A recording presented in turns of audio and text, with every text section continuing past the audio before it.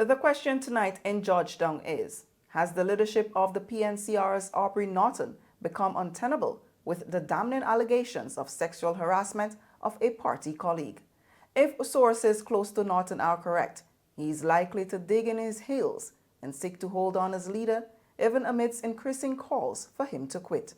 Simona Brooms, a well-respected senior member of the party and woman activist, has no doubt he should step down. She has written to the party demanding he does. Part of her letter states, to protect the image of the party and distinguish it from the PPP in terms of management of said crisis, the comrade leader should step down with immediate effect for the investigation to proceed. Norton and others in the PNCR had called for the head of a government minister after he was accused of sexual harassment in at least 2 matters. Norton dismissed the report of him sexually harassing his comrade Vanessa Kisun as slanderous lies. At no time, Vanessa Kisun and I were in any vehicle alone heading to Linden. All of these claims are false and malicious. That was before a tearful Kisun took to social media to say the reports, which she did not leak, were indeed correct. Mr. Norton and I, as political comrades, would have attended a funeral in Linden.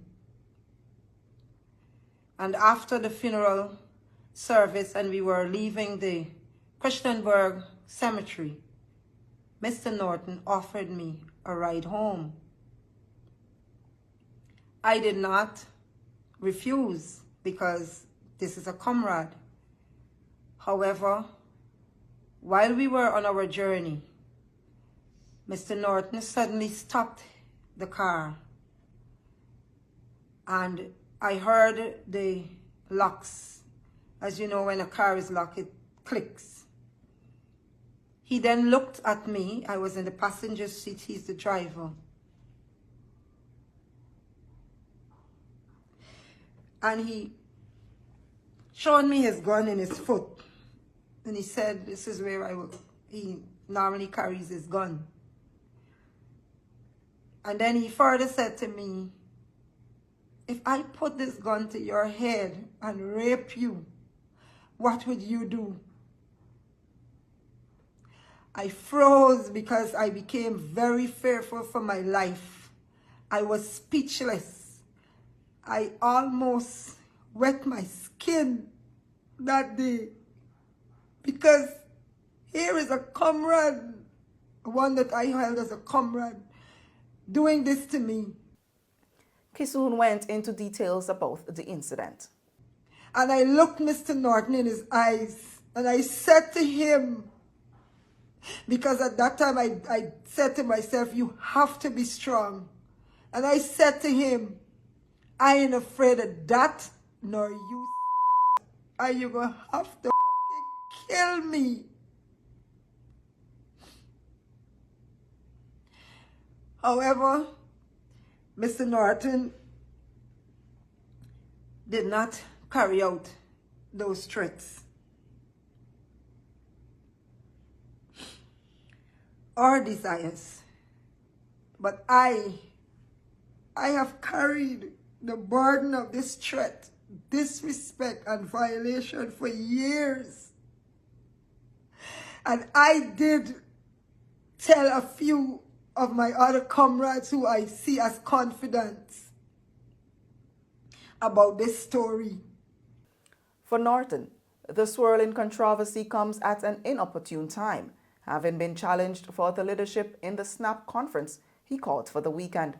Among his challengers is the considered most viable woman in the race, Amanza Walton Desir. She said in a published statement Thursday that, and we quote, "The nature of the allegations cannot be ignored, and we must address this matter with the seriousness it deserves." The claims against Norton were released earlier this week by an Eglant Gomes, a PPP member now based in North America. The PNCR leader has questioned his motive, suggesting it's political. But whatever the motive might be, defenders of Kisun say she is a very credible witness. Norton's opposition MP colleague Annette Ferguson, a former junior minister in the previous PNCR government, came out in defense of Kissoon on Thursday and railed against what she described as unsavory attacks against her comrade.